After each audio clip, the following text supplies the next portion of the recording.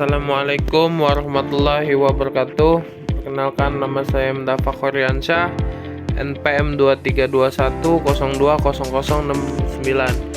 Di sini saya ingin menjelaskan materi tentang ahli waris yang terhijab dari kelompok 9. Latar belakang al-hajab termasuk bagian yang penting dalam ilmu faraid atau ilmu waris. Sampai sebagian ulama berkata haram berfatwa dalam bidang ilmu faraid bagi yang tidak memahami al-hajab. Sebab para ulama khawatir orang itu keliru dalam fatwanya sehingga orang yang berhak menjadi tidak mendapatkan bagian, atau sebaliknya orang yang tidak berhak justru mendapatkannya. Inilah pentingnya kita mengetahui dan memahami al-hajab. Pengetahuan tentang al-hajab ini akan membuat kita mudah menentukan bagian-bagian para ahli waris al-hajab dan pembagian harta waris seolah tidak terpisahkan. Hal inilah yang melatar belakangi kami menyusun makalah tentang al-hajab ini. A. Pengertian al-hijab. Al-hijab terkadang ditulis hijab dalam bahasa Arab berarti al-man'u, mengandung makna terhalang. Seperti contoh kalimat hajabahu iza manahu min ad-dukul yang artinya dia terhalang masuk. Jadi kata al-hajab adalah apa saja yang dapat melindungi dan menghalangi dari pandangan hijab.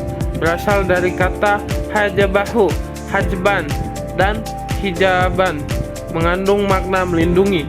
Dalam istilah ilmu fiqh, al-hajab adalah menghalangi orang yang mempunyai sebab mendapatkan warisan, baik secara menyeluruh maupun sebagian.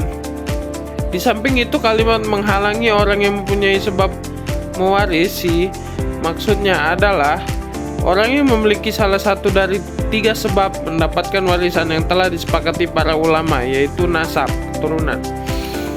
B. Macam-macam al-hijab.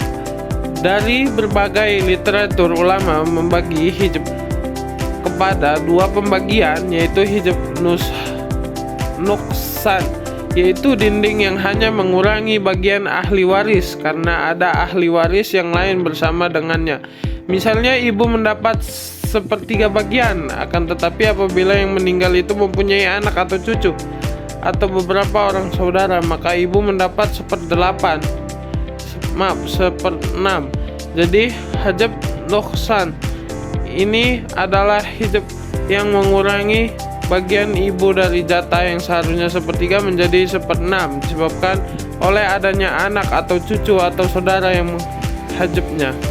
Hijab hirman yaitu dinding yang menjadi penghalang untuk mendapat warisan karena ada ahli waris yang lebih dekat hubungan dengan orang yang meninggal dunia itu. Misalnya cucu laki-laki tidak dapat mendapat harta warisan selama masih ada anak laki-laki. Jadi hijab hirman ini menghalangi seseorang untuk mendapat jatah warisannya disebabkan oleh adanya penghalang ahli waris yang paling dekat lagi daripadanya. Sementara menurut Muhammad Ali As-Sobni dalam kitabnya menjelaskan, di samping hijab hirman dan nuksan, di mana dikenal juga dengan 2 pembagian hijab, yaitu hajah sifat dan hajab orang. Kategori hajab orang di dalamnya terdapat pembagian hajab hirman dan hajab nuksan. Dari beberapa pembagian hijab menurut para ulama di atas, sehingga dapat diketahui bahwa di dalam faraid di mana secara umum terdapat 2 pembagian hijab, meskipun Muhammad Ali As-Sobni lebih lanjut membagi hijab itu sendiri, yaitu hijab sifat dan orang. Akan tetapi hijab orang merupakan bagian dari hijab hirman dan nuksan itu sendiri. Sementara menurut Ahmad Sarwat membagi al-hujub kepada 2 bagian, yaitu al-hujub bil wasfi sifat atau julukan dan al-hujub bi asyakhsi karena orang lain, yaitu 1. Al-hujub bil wasfi berarti orang yang terkena hujub tersebut terhalang dari mendapatkan hak waris secara keseluruhan. Misalnya orang yang membunuh pewarisnya atau murtad, hak waris mereka menjadi gugur atau terhalang. 2. Al-hujub bi asyakhsi, yaitu gugumnya hak waris seseorang dikarenakan adanya orang lain yang lebih berhak untuk menerimanya. Al-hujub bi asyakhsi terbagi dua, hujub hirman dan hujub nuqsan. Hujub hirman yaitu penghalang yang menggugurkan seluruh hak waris seseorang. Ahli waris yang terhijab. Ahli waris kelompok laki-laki. 1. Cucu laki-laki dari anak laki-laki terhijab oleh anak laki-laki. 2. Cicit laki-laki terhijab oleh anak laki-laki dan cucu laki-laki yang lebih dekat mendinding yang lebih jauh. 3. Datuk kakek terhijab oleh bapak saudara laki-laki. 5. Seibu sebapak terhijab oleh anak laki-laki, cucu laki-laki atau bapak. 6. Sebapak terhijab oleh anak laki-laki, cucu laki-laki, bapak saudara seibu sebapak atau saudara perempuan seibu sebapak dalam kondisi tertentu. Ashabah ma'al khair. 7.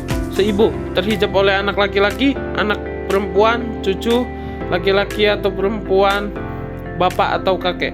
8. Anak laki-laki dari saudara laki-laki. Seibu sebapak terhijab oleh ahli waris laki-laki lebih dekat seperti anak laki-laki, cucu laki-laki, bapak, saudara laki-laki atau saudara perempuan dalam kondisi tertentu. Ashabah ma'al khair. Sebapak terhijab oleh ahli waris di atas termasuk anak laki-laki dari saudara laki-laki seibu sebapak. 9. Saudara laki-laki dari bapak, seibu sebapak dan sebapak terhijab oleh anak laki-laki, cucu laki-laki, bapak, kakek, saudara laki-laki lebih dekat atau saudara perempuan dalam kondisi tertentu. Ashabah ma'al khair. 10.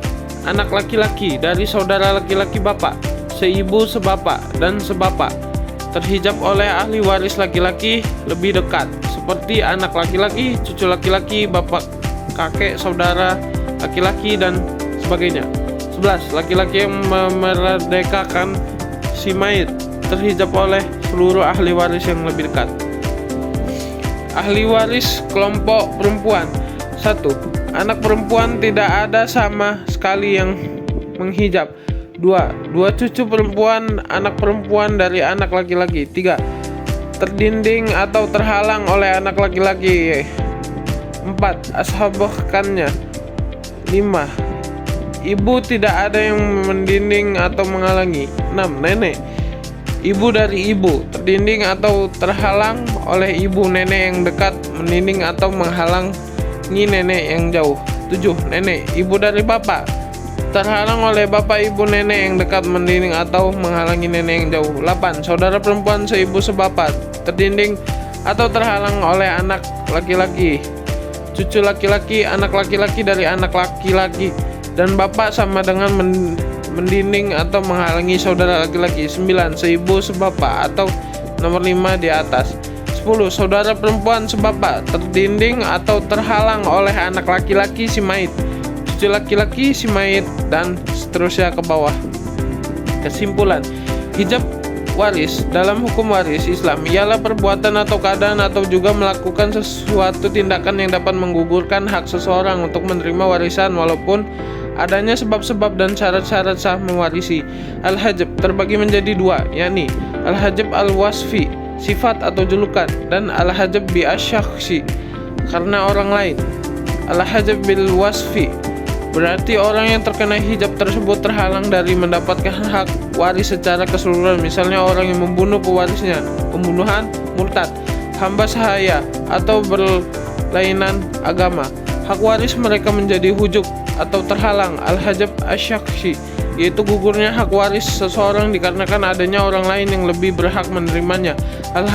Al-hajab al-asyakhsi terbagi dua, yaitu hajab al-hirman dan hajab an-nuqsan.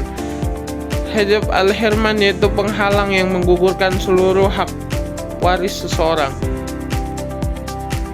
Hajab an-nuqsan pengurangan hak yaitu penghalangan terhadap hak waris seseorang untuk mendapatkan bagian yang lebih banyak.